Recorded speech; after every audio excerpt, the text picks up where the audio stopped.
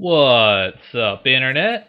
This is Rambling Josh, and you're watching another episode of Let's Play Ark the Lad 2. Today, we go through this door here that we opened up with this little switch here, which is apparently stuck. And this heads towards the... well, it takes us deeper inside the White House. So we've made our way through the sewers. I don't know why they keep showing us Deke back in these little scenes here. For one, he's not in our battle party. And for another, like, he's the optional character here. So we have the chance to change our battle characters, but I am not going to do that. So first off, we open the switch, and on the left there, we find ourselves in a battle. So we should go kill things. Might as well hit you with a plasma shock. I kind of wish Shu had some form of range attack that he could use. But he just doesn't. At least not for the moment. But anyways, kill off this little Pondit imposter with Pondit. It's actually kind of confusing fighting against these enemies with the exact same model as Pondit, but I suppose it's really not something that is that unusual.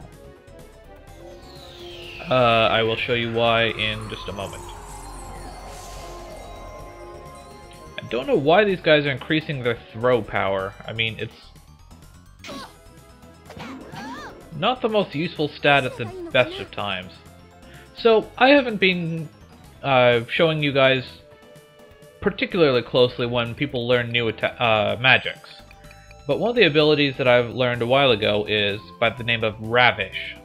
It's an ability unique to Lisa, and it does what it says it does. It allows you to capture monsters. So I could go up to any of these guys and just say, I'm going to use Ravish on you, and it will attempt to capture them.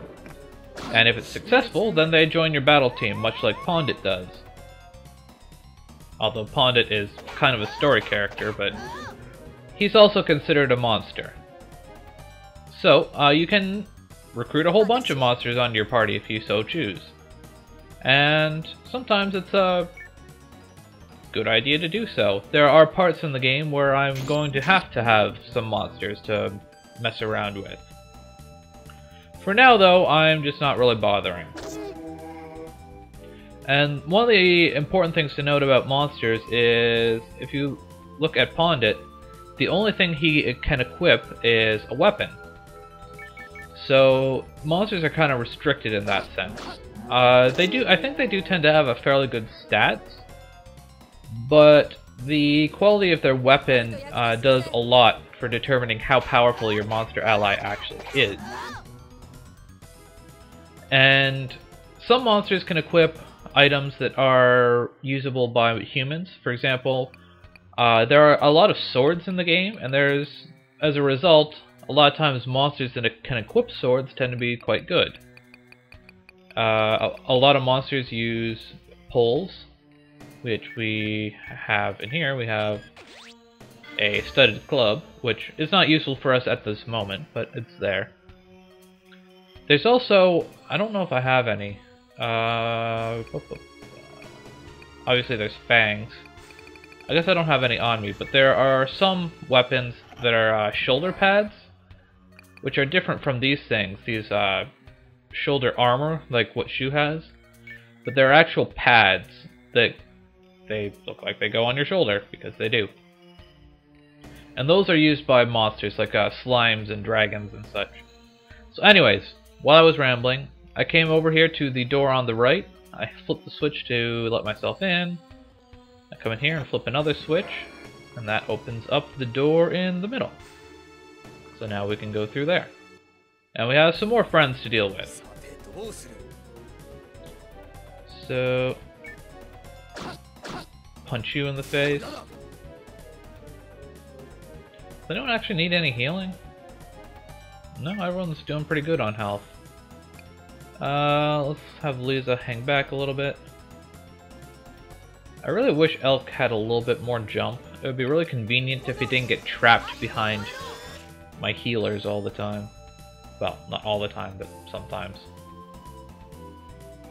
I guess I might as well have Pondit come over this way. Let's go like this. I was kind of hoping to get strike power on Elk as well, but I think I would probably prefer not block Elk in again. It's probably more important that he's actually able to attack things than getting a buff on him. They even know Cold Breath. It seems like they're actually even better at using it than Pondit is.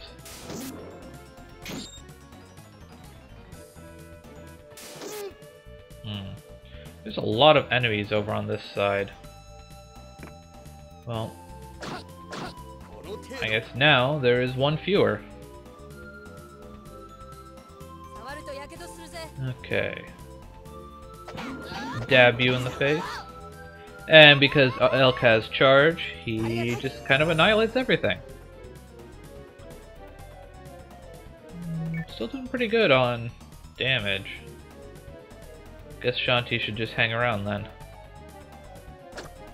Oh, why'd you have to miss? You suck.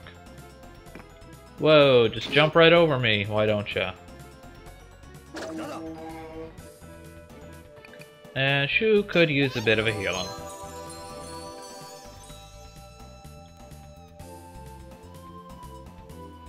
Jeez, these things sure are quite jumpy.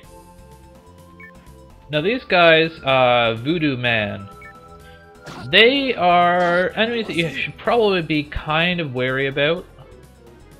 I'm pretty sure they haven't demonstrated it yet at this point, but man, that little puffy cloud thing, Poison Cloud, sure is giving me trouble. But Voodoo Men, they have a spell by the name of, I believe it's just called Dispel. And it's actually an instant death spell. So that's pretty nasty. And wow, Lisa is apparently at really low health. And for whatever reason, Kier likes to auto-target the farthest target away or something. So let's do this instead. Instead of trying to kill that dog, let's just block its way so it can't actually get to Lisa and kill her. Anyways, as I was saying, Voodoo Men know Dispel, which is basically an instant death spell, if I recall correctly. So you definitely want to be careful about how you approach them. Instant death attacks don't have a particularly good hit chance in this game, but obviously instant death is instant death. It's always unpleasant when one of your characters dies, just straight up. So definitely want to be careful about that. If it manages to be successful, then you should have a couple of ways of dealing with said instant death, which I will go over in a moment, once this battle is complete. Down goes the imposter Pondit. So the first way we can deal with death is with Revival Dust, which, come to think of it, I think I might actually want to equip on Shu. He could use a little bit of an attack boost. I'm trying to get him a bit of experience, so if he kills stuff better, that's usually a good way of doing it. So Revival Dust obviously revives downed party members. And there's nothing in this corner, is there? No. The other way of dealing with it is Shanti knows the Resurrection spell. And that obviously also revives people. But with that said, you probably want to be a little bit careful with Shanti, because it would be kind of unfortunate if your Resurrectioner died. So anyways, we just take the eastern exit from that room we were just in, head down this hallway, and in this little corner here, we have another switch we can hit. So we got 1 door, 2 door, 3 door. Go in the last one here, and we can kind of come around here. Treasure chest with a full power fruit hidden in the corner.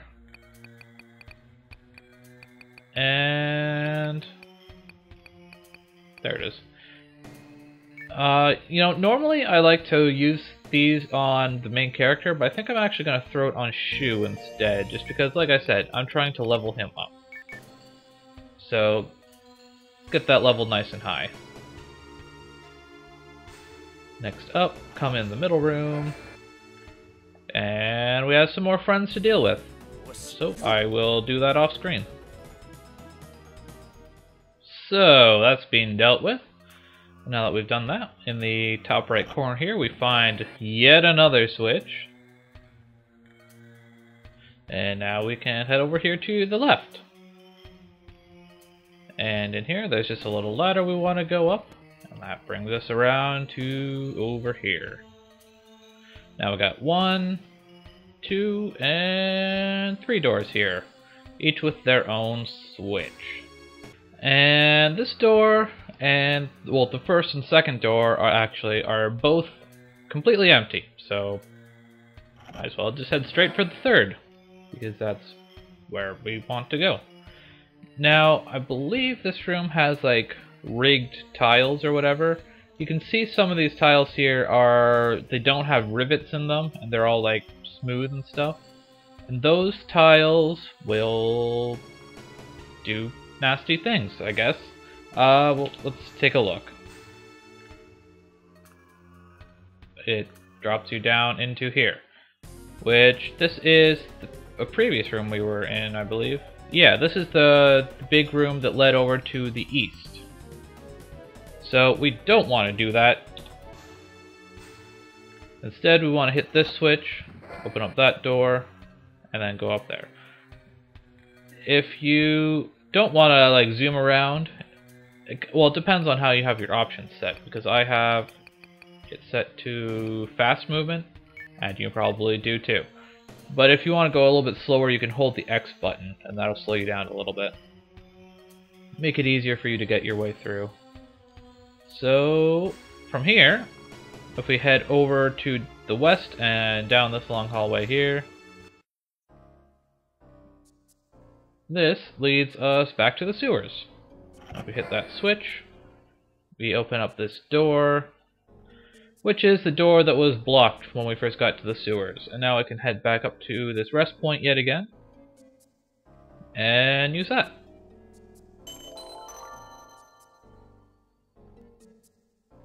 So with that done, you have just a nice little shortcut out. If you want to leave, you can leave, I guess.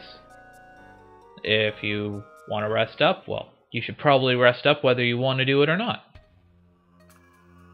And then we can just come back in here, right where we left off. Let's see what we got here. There's like a door that's sealed right there, and a door with a switch. So we'll hit that switch up, and we will see what lies awaiting us on the other side next time on Let's Play Ark the Lad 2. Catch you later.